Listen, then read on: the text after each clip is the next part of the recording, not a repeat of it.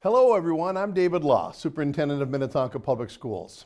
And I'm Megan Sullinger, Minnetonka School Board Chair.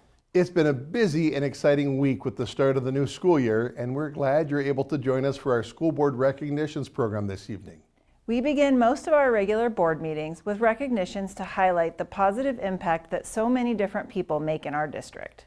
It's so important to take time to acknowledge and celebrate the many amazing accomplishments of our students, staff, and community members. This month is our first recognition program for the 2024-25 school year. We will be recognizing state qualifiers from our spring athletics teams, as well as some extracurricular, academic, and staff achievements that were announced this summer. Our September recognitions include boys baseball state qualifiers, a clay target state qualifier, girls golf state qualifiers, boys lacrosse state qualifiers, girls lacrosse state qualifiers, a boys tennis state qualifier, boys track and field state qualifiers, girls track and field state qualifiers, boys rugby state qualifiers, girls rugby state qualifiers, Envirothon state champions and national qualifiers, a Minnesota Department of Education Scholar of Distinction, and the National School Public Relations Association awards earned by our district's communications team. We will begin by recognizing our boys varsity baseball team. The Skippers had an outstanding spring. They qualified for the state tournament where they placed 5th overall. The team is coached by Paul Twingy, Chris Wilson, Adam Getke, Dave Marrer, and Chris Fosnot. Let's hear more about the season. Hi, my name is Lincoln Heitkamp, and I'm going to be a senior this year. Last year, I was lucky enough to be a part of the baseball team that got 5th place in the state tournament. Playing with those teammates the last 3 years has been very special and important throughout my high school career. I was very proud of this team because we were able to turn around the 2-5 start that we had. The seniors really put the team on their back as they led us to the state tournament once again. And I will really always be very grateful for the relationships that I built with this team and the friendships that I'll have going forward. Hey, I'd just like to let everybody know how we did this year in baseball. We had a tremendous year. Finished with a 19-8 record. We were 2-5 to begin with and finished the season with the record I just said, which means we were 17-3 down the stretch. Our players were primarily athletes from last year. We had a very veteran team. They decided to play baseball, and we did well. Didn't get the state championship, but we finished in 5th place, which means we lost the first game and won the next 2. The coaches that were involved with this and ourselves enjoyed every minute of it, and it was a great thing to have these young men smiling on the last day of baseball. We couldn't do all this without Minnetonka School Board supporting the activity of baseball and the rest of the activities. It's a tremendous outlet. It's a tremendous way to advertise who we are, and you should know that our players played hard and played the game the correct way. Thank you for allowing me to coach this team.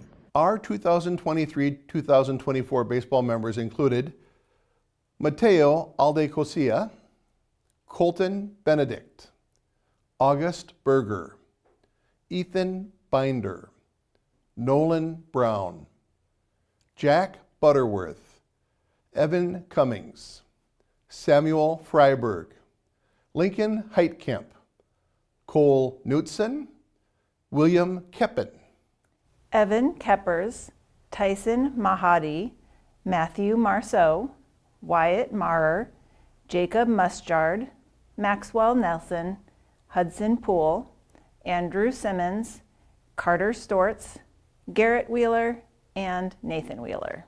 We'd also like to recognize Samuel Kochevar and Daniel Mustard, team managers. Congratulations to all. One member of the Minnetonka High School clay target team qualified for state this year. Congratulations to the class of 2024 graduate, Michaela Kazmirkowski. Let's learn more. Hi everyone, my name is Connor Maher. I'm one of the assistant coaches for the Minnetonka High School trap shooting team.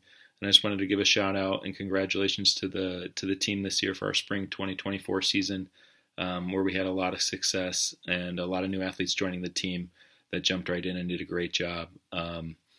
We had some of the highest scores I've seen in my 5 years with the team, as well as we had a lot of probably almost every one of our athletes set a personal best with some of their scores this year.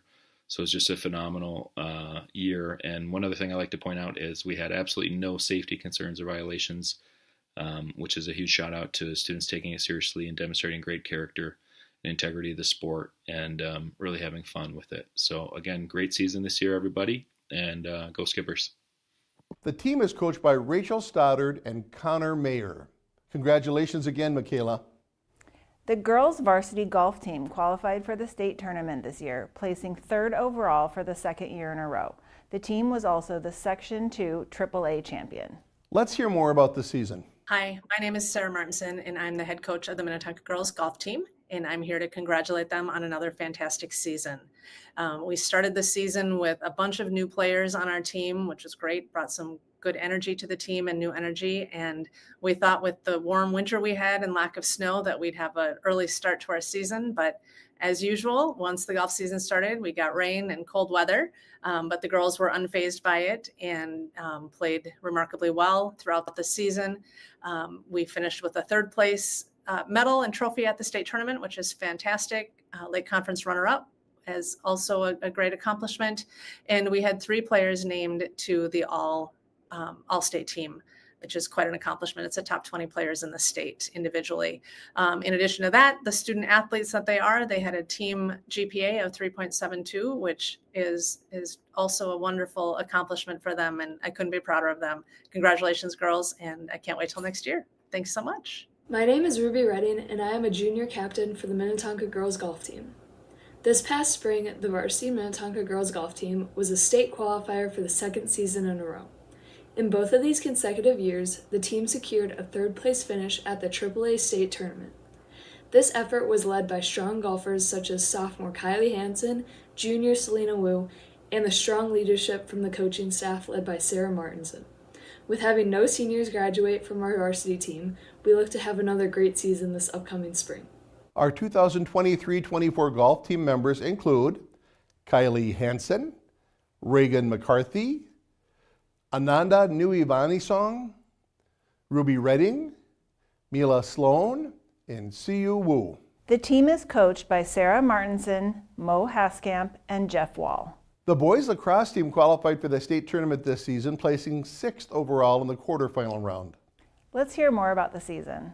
Hi everyone, this is Josh Yu, head coach of the boys Minnetonka lacrosse team. Our team had tremendous success last year, kind of capped off by our first trip to the state tournament in 6 years.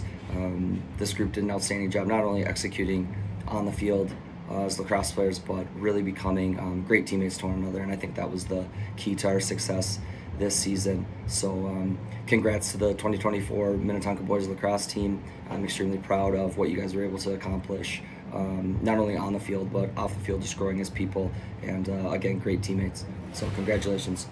Our 2023-24 boys lacrosse team members include Zachary Alstrin, Grant Anundson, Brady Botten, Laird Cassidy, Liam Cassidy, Dominic Chachow, Logan Yu, Adam Fortner, Seth Heaney, Winston Hummerding, Garrett Hornick, Connor Hurt, Tate Jebs, Charles Kohler, Luke Larson, Jack McNeil, Gabe Miller, David Pyant, Thomas Quinn, Quinton Restrepo, Ethan Robinson, Bodie Weinzel, Jack Yerhot, William Van Bergen.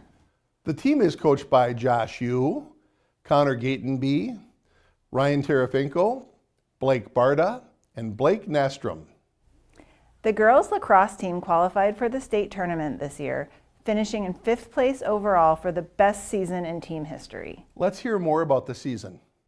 Hey everyone, this is Chandler, head coach of the varsity girls lacrosse team, and just wanted to say a huge congratulations on our 2024 season and making it to state for the first time in Minnetonka girls lacrosse history, also earning ourselves a 5th place title, which just really speaks to the hard work, dedication, and the amount of time that these girls put in on the off season, leading up to the season, and then in season 2 They do a lot of hard work in school, and I know that they do a lot of hard work on that field too. So they really deserve to be recognized for all the effort that they put in, and I think it paid off. And we had a really intense section tournament leading up to our state appearance that showed what grit we had. And I think once we got to state, that really, we came together and we were able to win that 5th place title. So I'm very proud of this team, very proud to be their coach, and look forward to what the future holds for us.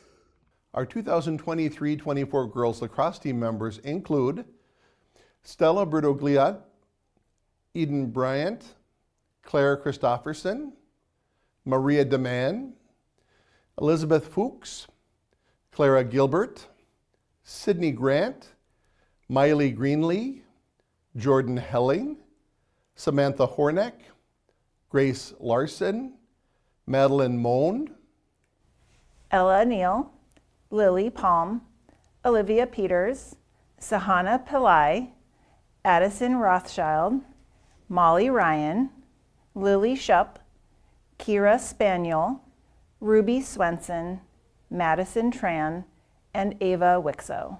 The team is coached by Chandler DeZeller, head coach, Ann Rydeen, assistant coach, Michelle Romatka, assistant coach, Josie Helling, assistant coach, and Alexandra Godders-Milky, assistant coach.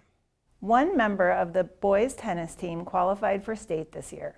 Congratulations to Nathan Keys, who advanced to the 2nd round of the Class AA singles division. The boys tennis team is coached by Howe Siegel, Glenn Britzius, Ben Wheaton, and Jason Opsel. Let's learn more about the season. Hi, my name is Howe Siegel. I'm the boys tennis coach, and I'd like to congratulate Nathan Keys on his state tournament participation and fine run at the state tournament. On behalf of myself and assistant coach Glenn Britzius, Ben Wheaton, our JV coach, and Jason Opsel, our B team coach, we want to congratulate Nathan. He had an awesome run as a senior. He's been one of the best 3 captains I've had in close to 30 years. He's a really dedicated performer. He had an excellent run as the 2AA section champion and made it to the state quarterfinals, giving the 3 seed all he could handle. We're really proud of Nathan. He's heading to the University of Wisconsin on an ROTC scholarship, and we imagine great things in his future. On behalf of Minnetonka, congratulations, Nathan. Congratulations again, Nathan. The boys track and field team had an incredible season. The skippers were 4th at the Minnesota State High School League State Tournament and 3rd at the True Team State Tournament. Individually, Tobias Williams was the runner-up in the 200-meter dash. The boys 4x100-meter relay team won the state title with the fastest time in the state for 2024.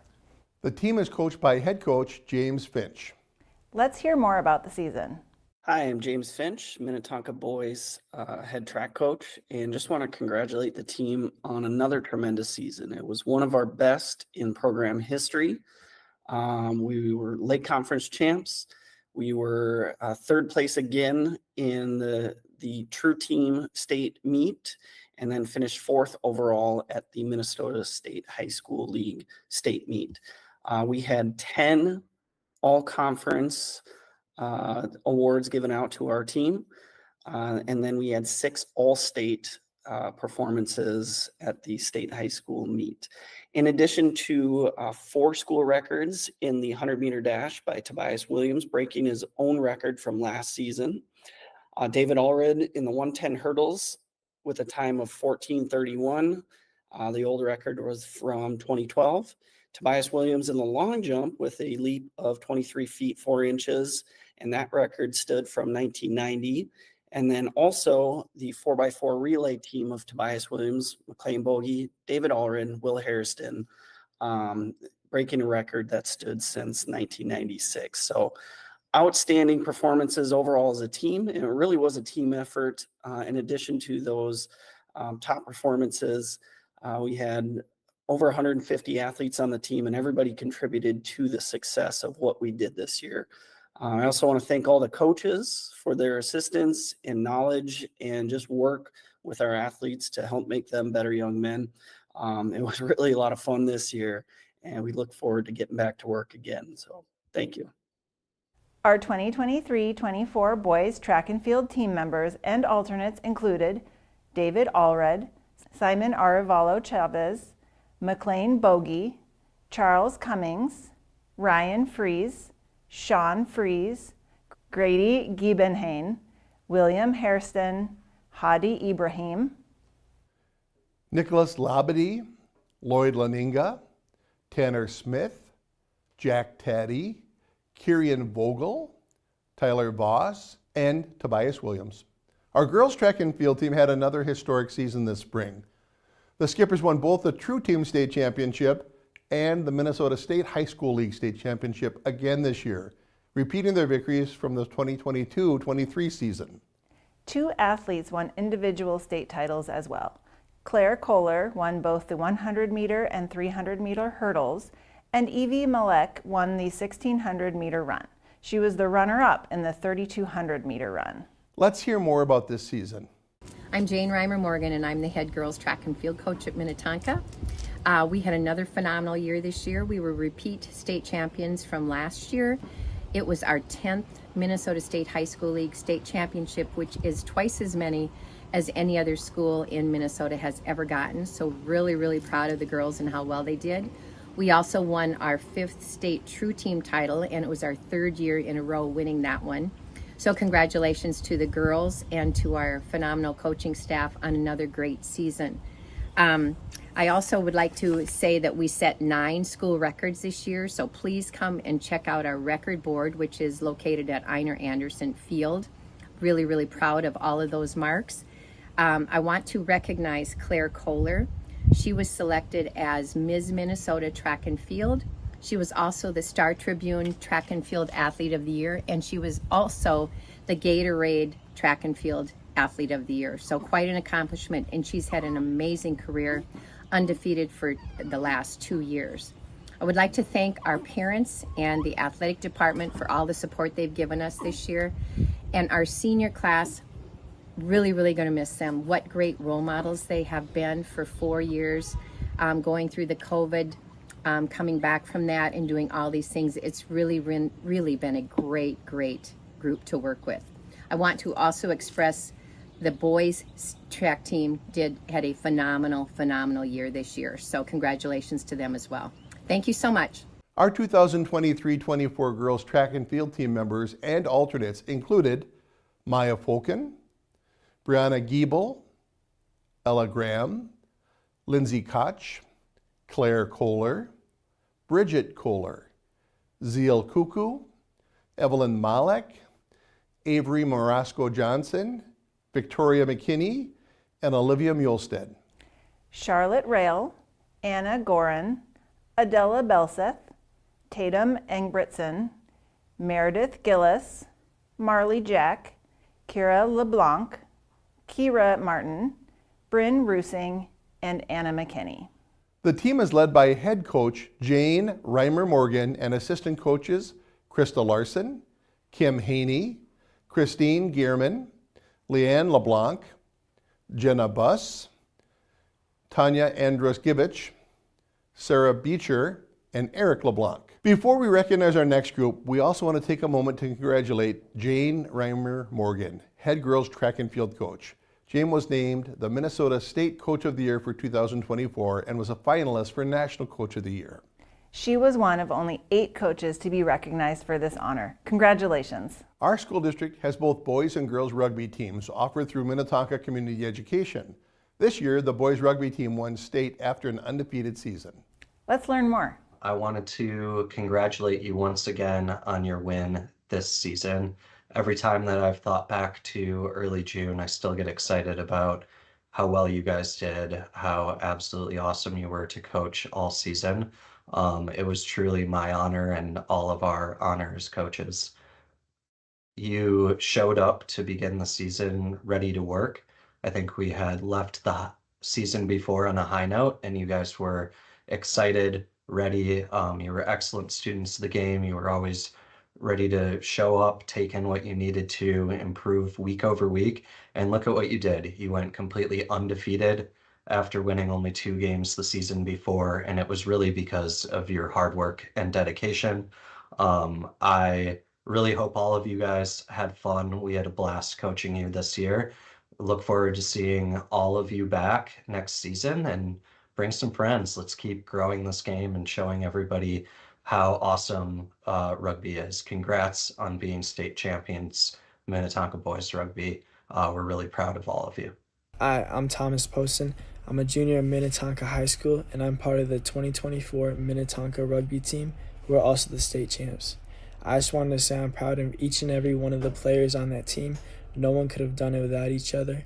One of my favorite things this year is that we worked very well together, and we collaborated as a team and made it to the final. Our 2023-24 boys rugby team members included Arthur Bisott, Finnegan Barrett, Patrick Kavanaugh, Asen Dahlstrom, Joshua Dahlstrom, Oliver Ellingson Schuster, Jonathan Funderburk, Tyler Heim, Brady Kramer, Jeremiah Bonde, Dominic McCarthy, John Mueller, Daniel Pena Montalvan, Thomas Poston, Addison Wang, Robert Wengler, Benjamin Wanhoff.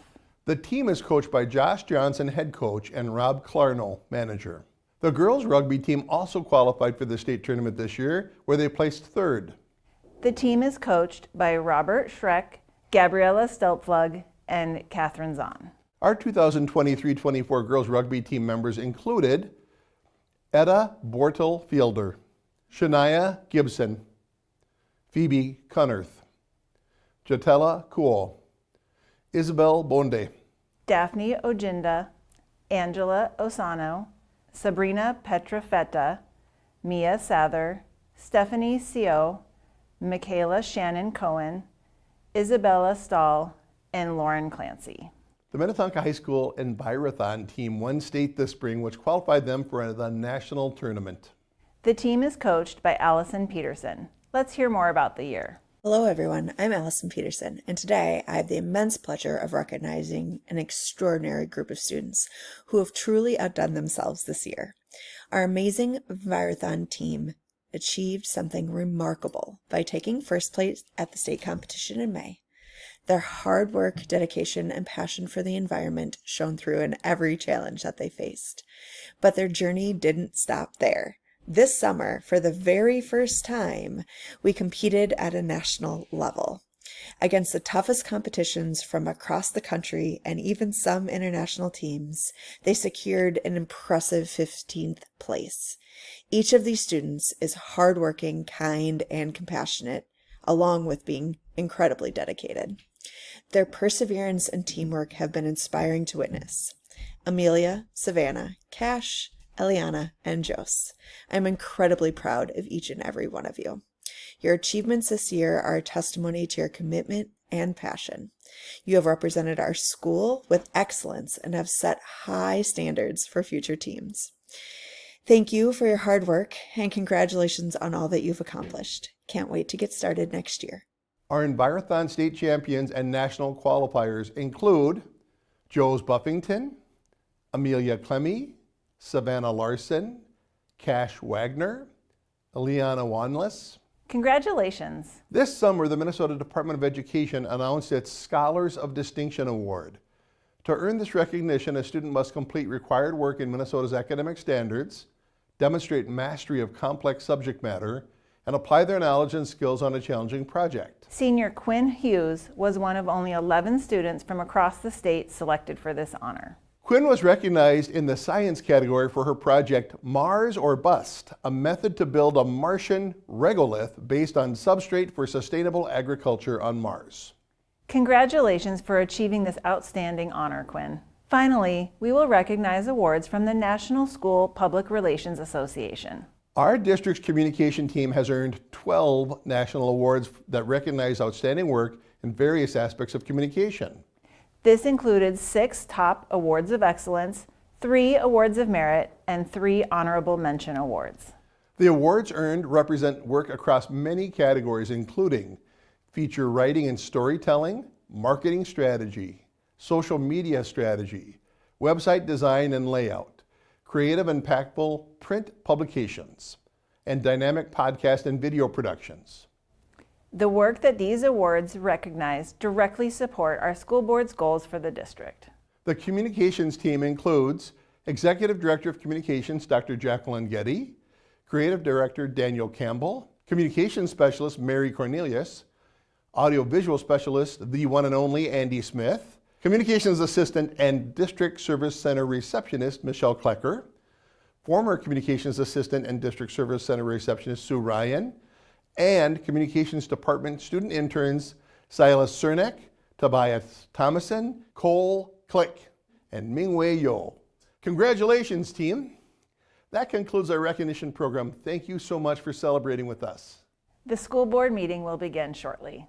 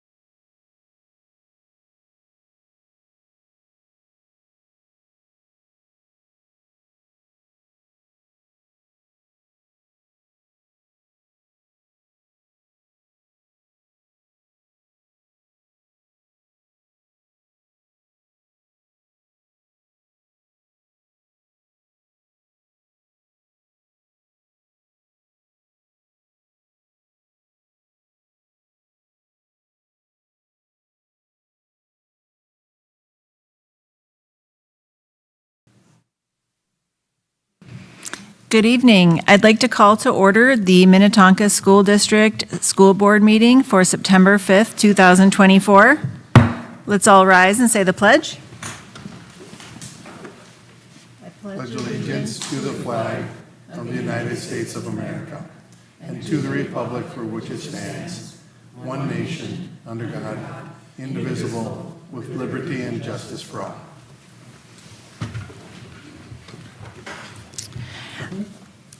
I would like to call to everybody's attention that there are 2 carry-in items for this meeting tonight that are in the packet. And with that said, can I have a motion to adopt the agenda? So moved. Chris, is there a second? Second. Patrick, any discussions, additions? Okay, we have a motion and a second. All in favor, please say aye. Aye. Any opposed? All right, we have an agenda. It doesn't sound like we have any community comments tonight, but if there's anybody here that didn't turn in a card, okay. Then first up on our agenda tonight is a report on the ACT, IB, AP, and SAT results. Superintendent Law? Madam Chair, members of the board, you are all aware that on an annual basis, we do a report summarizing our students' performance on standardized assessments that measure college readiness and completion of rigorous coursework aligned to our school board goals. Tonight, Dr. Matt Riga, Director of Assessment, will be summarizing the goals from this last spring's assessment.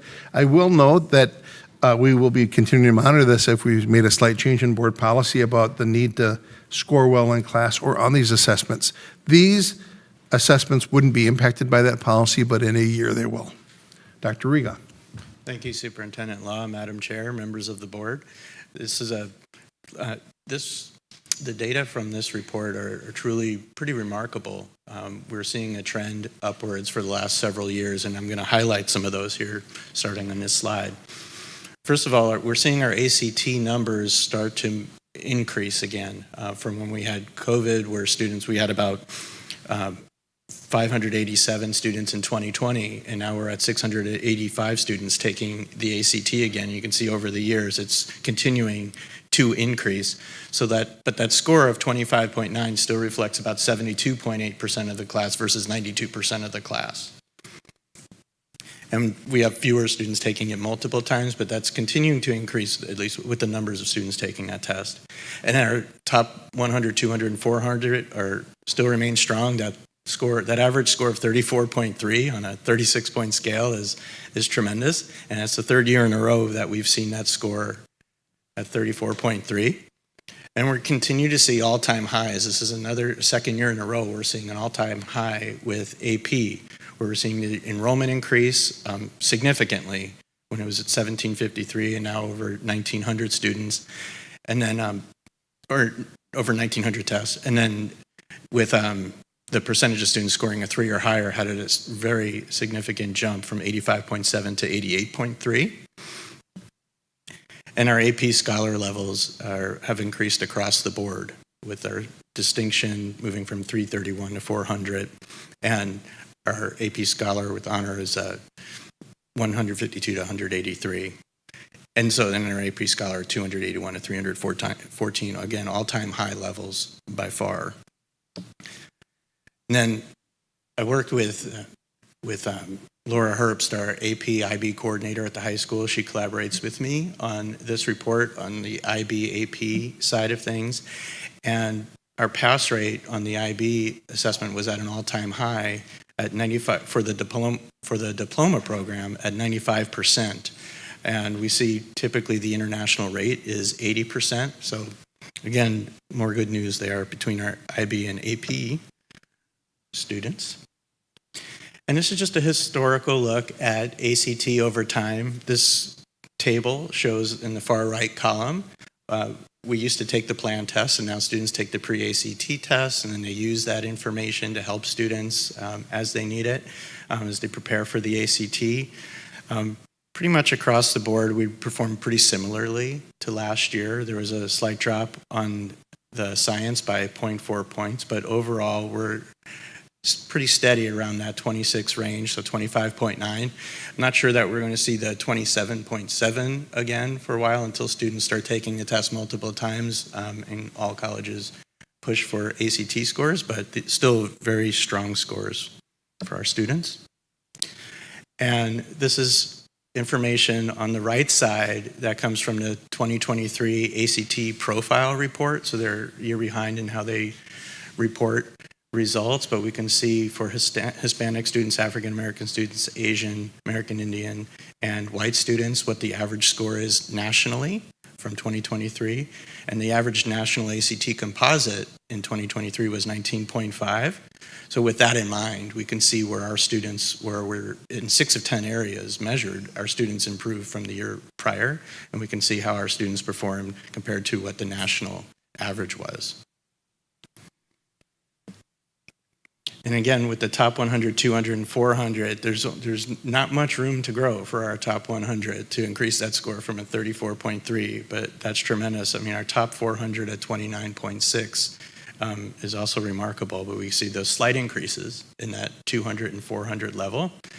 And so far, we had 7 perfect ACT scores last year, and the class of 23 had 11 to this point. So. I think we had as much as 16 one year, but again, tremendous results from our students overall. And this one shows students who are ready for college coursework. And so when we look at this one, students need to meet a cut score in English, math, reading, and science, and the cut scores are listed in the top right. And if they meet that cut score in all 4 areas, we have a percentage of students who meet that cut score. And that's in that far right column where the students meet all 4.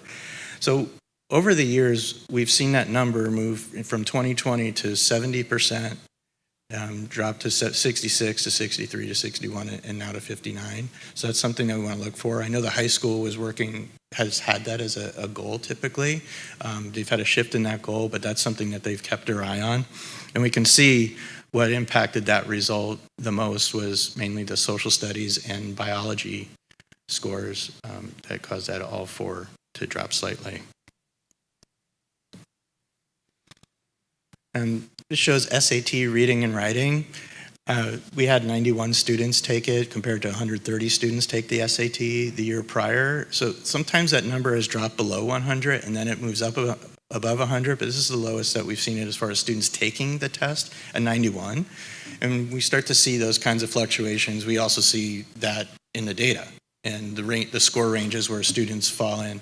So we see 24 students were in the 1,300 to 1,399 range. That was an increase, but there was a decrease in the 1,400 to 1,499 range. Last year when I reported this, I was talking about the increase at the 1,400 to $14.99 range. So there was a little bit of a shift there, but that's also impacted by almost 40 fewer students taking the test. So we would see that typically fluctuate until that stabilizes. It's a little bit tricky to see, but there's our numbers over time, and our students are still performing quite solidly.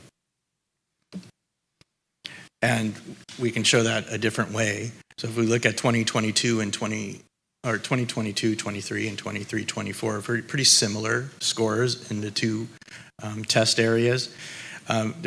You can see over time how it's going, how the students are doing, but it seems to be leveling off right at a pretty high score, an overall composite on the 1600 scale. So we had some lower years even prior to COVID, and then it looks like students have that's kind of leveled off, and it's looking similar to what it did way back in 2016, 17. So some insights on IB. 2 years ago and the year prior, the IB scores were, they didn't do the assessment the same way, so they had, the scoring was different. And so last year was the first time that they went back to the traditional scoring method, and now the more challenging sections of the tests were added back in. So it's kind of nice, though, to compare when we look over time, how our students are doing, and we've seen increases in a lot of areas on the IB test, going back to the original scoring model. So for science, all 4 measured exams showed a decrease in average score, so that's something that we wanted to point out, and shows that BioSL, so biology had a decline in average scores over the past 4 years. So that's something we need to look at, because they've dropped from a 5.4 to a 4.7 since that 2020 time. In math, 2 of the 3 areas that were assessed saw an increase in average score after there was a decrease last year. And the IB languages had an increase in average scores, with French and German SL showing significant increases. So this is a data that we're used to seeing each year, and we could see that we're all-time high for IB students tested, and 95.8, 46 out of 48 students earned the full diploma, something to be very proud of for our students. And we can see the number of students who took multiple courses also, that's back increasing. When we had that, we kind of were at 345 in 2022, and it dropped down a little bit, and now it's headed back up. And then our students who are earning the IB diploma is still maintaining really high levels over time and in recent years.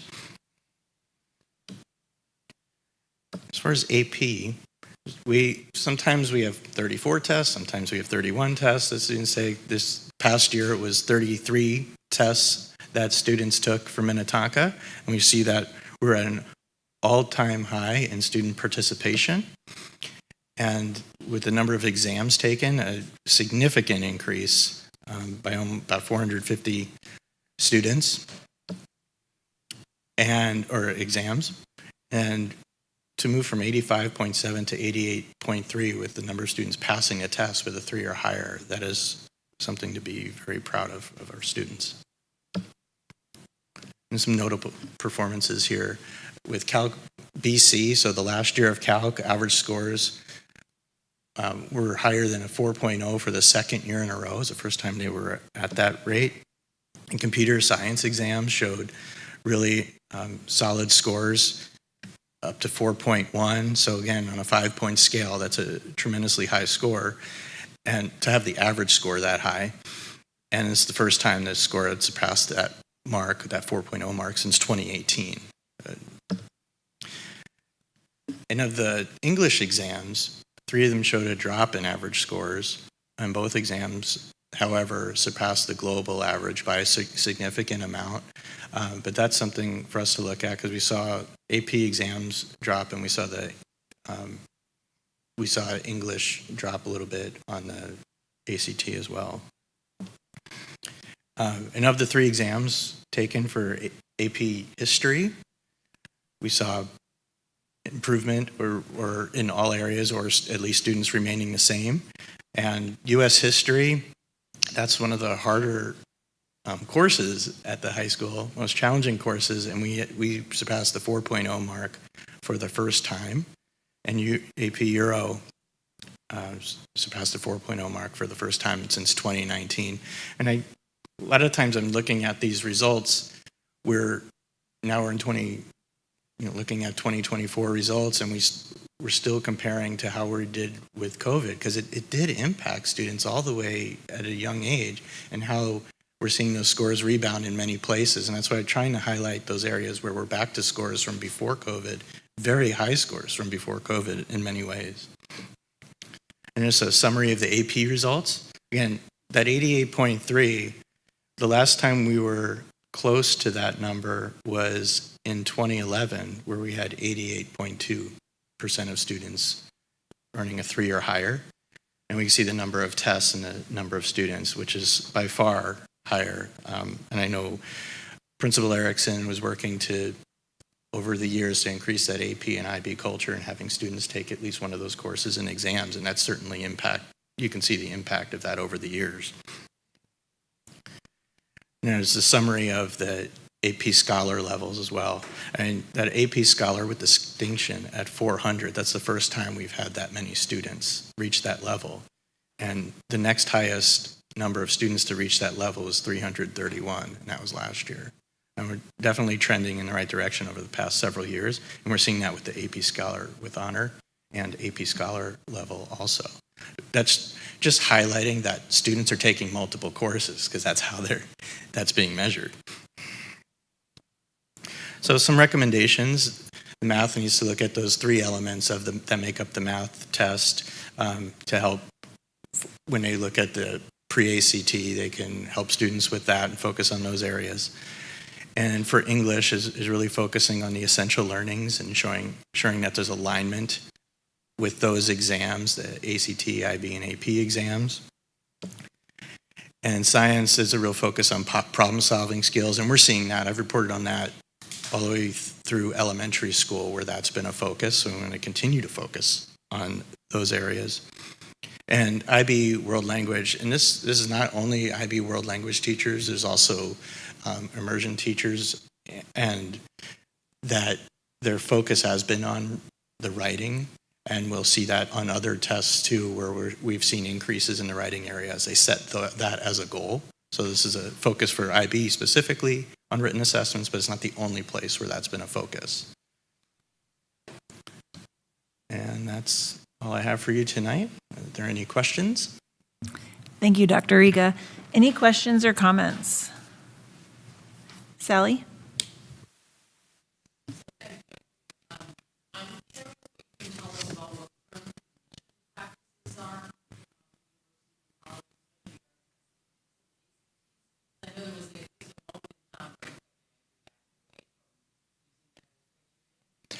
When I've talked to Norma Gutierrez, the college counselor over at the high school, when we talk about this, she says it's still pretty mixed, where not everyone's requiring an ACT and some people are.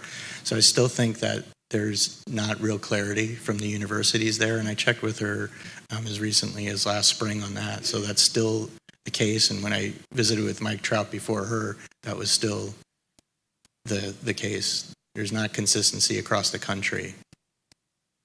So we're encouraging students to connect with those universities and to find out what they want. Okay, thank you. Kimmery?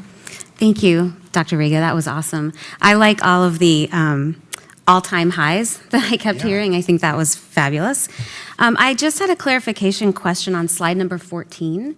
It had national, it ranked, yes, that one. So am I reading it correctly that the Minnesota percentage, there's nothing that's higher than 66.7? They haven't reported on that. Okay. So we leave it in there just to add some context. Mm-hmm. Gotcha. Thank you. You bet.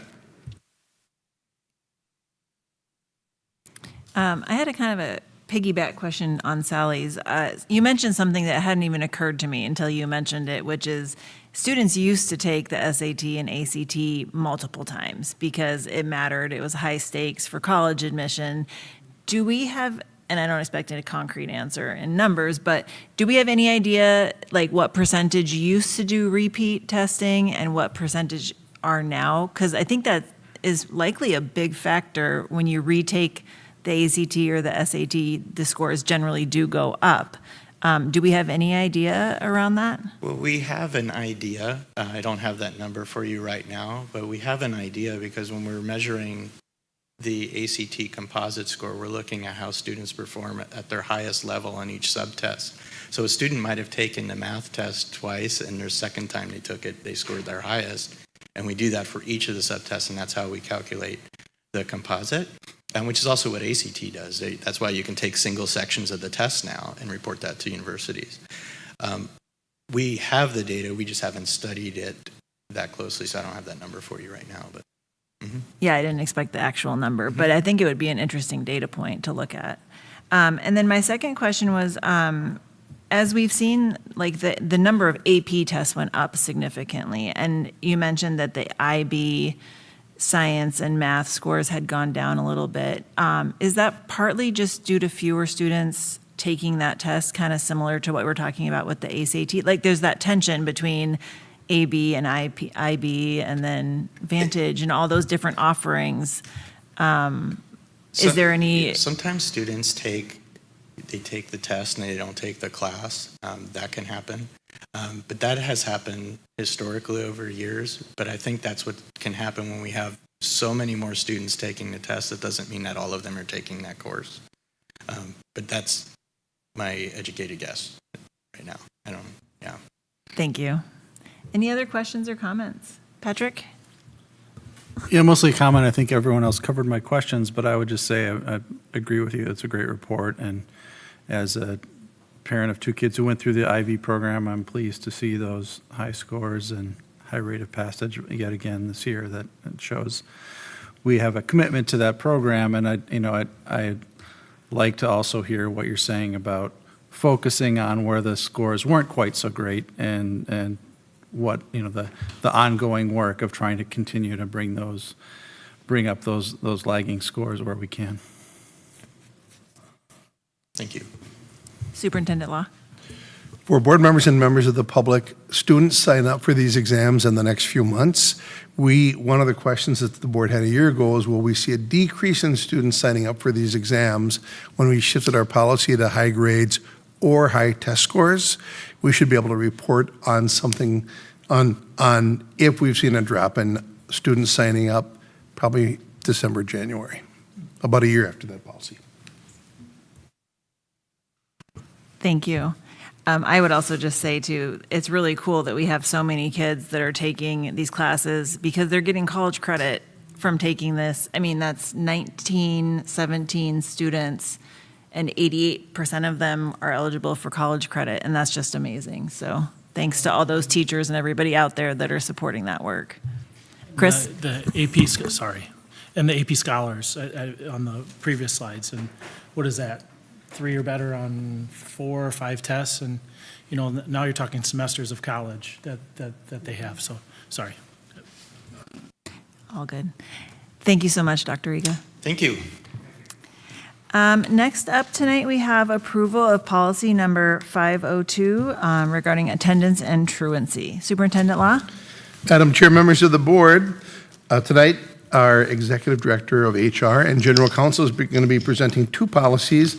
I would remind the members of the public that if you wanted to see the discussion about the first reading of these policies, those are now televised, are recorded for work sessions, and that happened at the work session at the end of August. But tonight, Ms. Flowers will be covering these 2 policies with attendance and truancy and student discipline code of conduct. Both were impacted by changes in the legislation recently, and I'll let her run through the changes and the vetting process.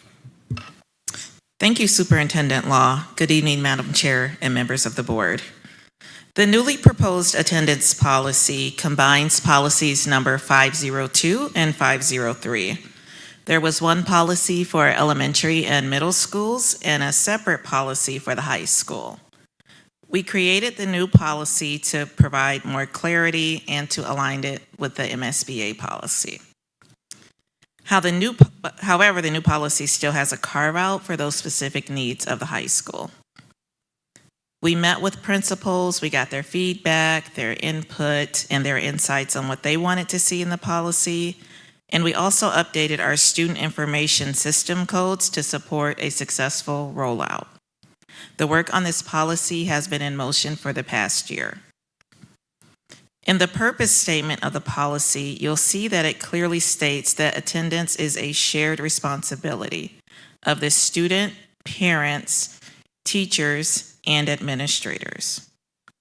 We also clearly lay out the expectations of each stakeholder that you will see in the shared responsibility section. That's followed by the attendance protocols, which outlines reasons and consequences for excused and unexcused absences. In the consequences section, in particular for both the excused and unexcused, it included a lot of conversation with principals and enrollment and thought partnership to see what that would look like.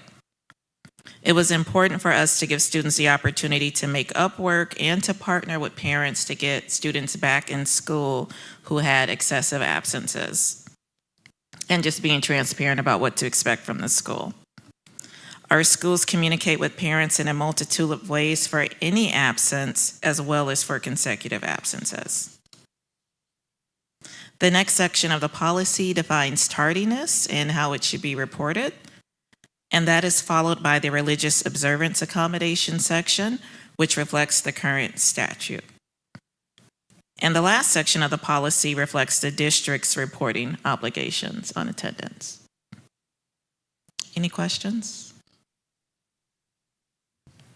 Thank you, thank you, Ms. Flowers. Sorry. Can I have a motion to approve policy 502 for attendance and truancy? So moved. Dan, is there a second? Second. Mike? Any questions or discussion? I would just add, I think it's great to have one policy for all school sites because we have many families who have kids in multiple buildings, and so having it all in one place I think is really great. Thank you. All right, we have a motion and a second. All in favor, please say aye. Aye. Aye. Any opposed? Motion carries. Next up is approval of policy number 506, student discipline and code of conduct. Superintendent Law? Oh, pass it right to Ms. Flowers. All righty. Thank you. Similar to the attendance policy, we've been in discussion about the discipline policy for the past year. This policy was heavily reliant on having our student information system codes updated. We're now required to report certain data to MDE in the state that we weren't before, and our student systems will now allow us to do that. One of the largest legislative changes for discipline is to employ non-exclusionary practices prior to suspension, with the exception of safety. In addition, there were some changes made to use of force. The first revision you'll see is on page 2 under principal and teacher.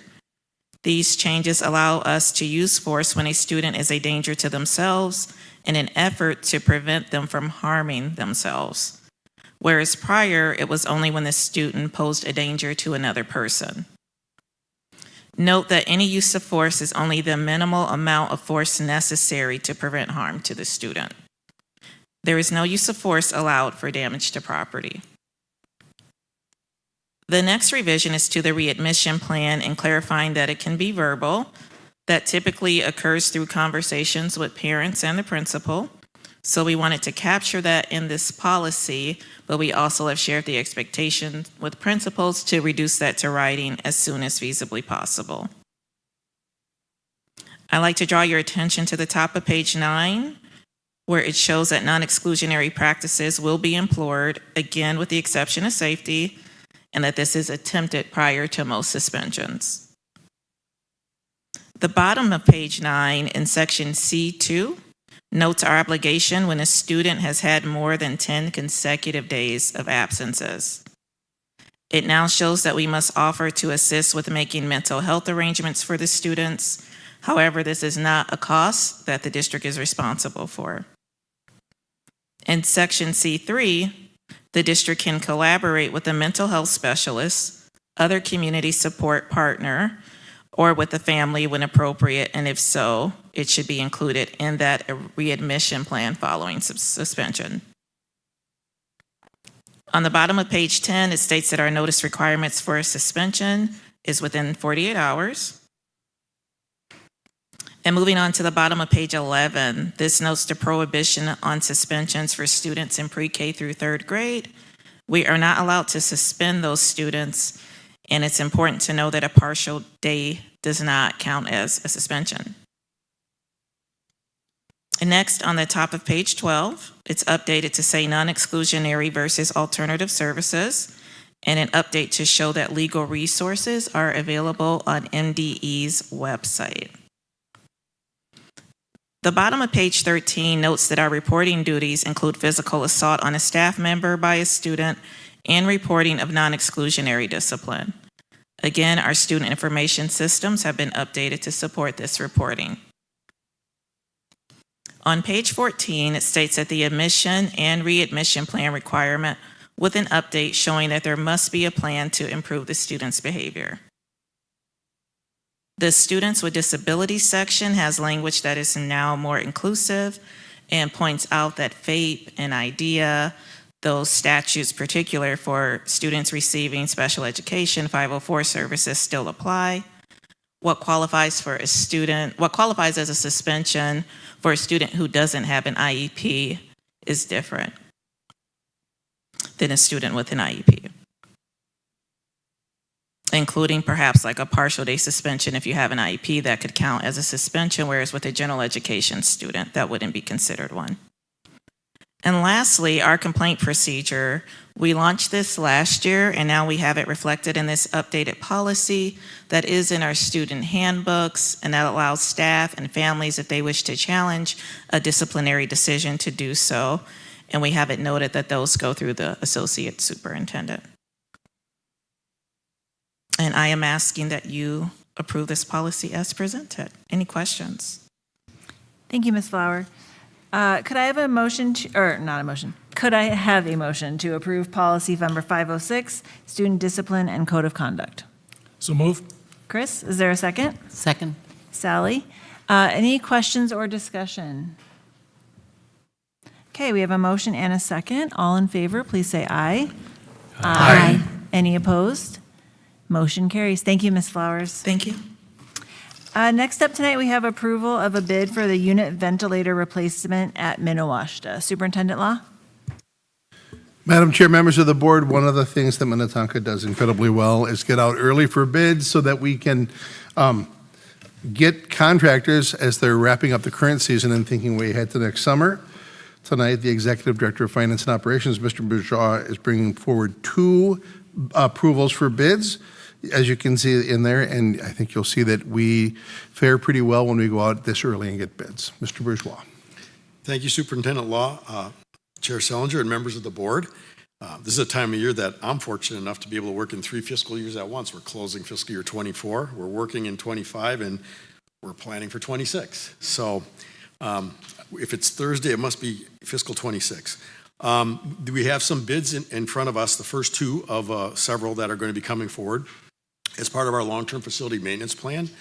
I'd like to take just a short opportunity to talk about our facilities, because we have our over 1 million square feet was built before 1967, and all of our buildings have good bones. And so by being able to, as these buildings reach sort of midlife, we've been working really for the last 16 to 17 years, just rebuilding the existing buildings and making sure that they're ready for the long term, for the next 30 or 40 years, and also, and paying it forward, because somebody built our buildings in the middle of the Great Depression, some of our buildings, and a lot of our buildings were built right after World War II in the baby boom generation, and they put their hard-earned dollars into those assets for us. And so we're paying it forward by making sure that they're in good shape for our students, but also in good shape for future students. And so this process has been pretty heavy for the last 17 years. We're actually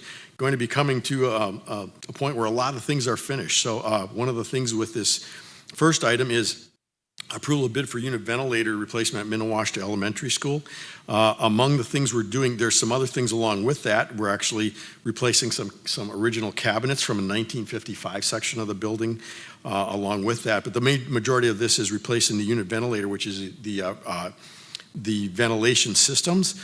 We're replacing them with up-to-date modern HVAC systems. And so upon completion of this project, with these last 20 rooms, every elementary school classroom in the district by the end of next September will be have air conditioning for the hot times in the year. Of course, this time of year right now is usually a lot warmer than it is. Usually there's 3 or 4 weeks in September, and then there's another 3, 4, 5 weeks in May and June where it gets pretty warm and kids get kind of antsy if they're not comfortable and they don't learn as well. And that doesn't sound like a lot on either of the shoulder months, but 8 or 9 weeks is 25% of the time. So by having a good situation in terms of comfort, people can focus on learning and helping to just keep getting smarter. But as of this year, every elementary school room except these last 20 has achieved that level of climate control. So we had 6 bids that were submitted today. The low contractor for this project was Q Contractors in the amount of $1,934,943. And we are asked, this is funded out of our long-term facility maintenance fund with the bonds that we issue every year for the projects with the plan that you approved. And then the plan has been approved by the Department of Education. So we're asking that you approve the low bid for from Q Contractors for this project for summer 2025. Thank you. Thank you, Mr. Bourgeois. Can I have a motion to approve the bid as outlined by Mr. Bourgeois for the replacement of the unit ventilators at Minnewashta? Patrick, is there a second? Second. Kemery. Any questions or comments for Mr. Bourgeois? Okay, we have a motion and a second. All in favor, please say aye. Aye. Any opposed? Motion carries. Thank you. Next up tonight is an approval for the bid for siding windows and R22 HVAC replacement at Clear Springs. Mr. Bourgeois? Thank you, Chair Sellinger and members of the board. This project is for the northwest wing at Clear Springs Elementary that you see when you drive into the parking lot from Highway 101. That building was constructed in 1996. The first use was in the fall of 96. So at the end of this fiscal year, in June of 2025, it will basically have 30 years of use. So we re-roofed it after 25 years, several years back, with another good 25-year roof on top of that. But we're looking to replace the siding and the windows. And then it also is equipped with HVAC system that has the R22 refrigerant, which is something that you can't get anymore. So you have to replace it with updated equipment that utilize either R410A or R4554.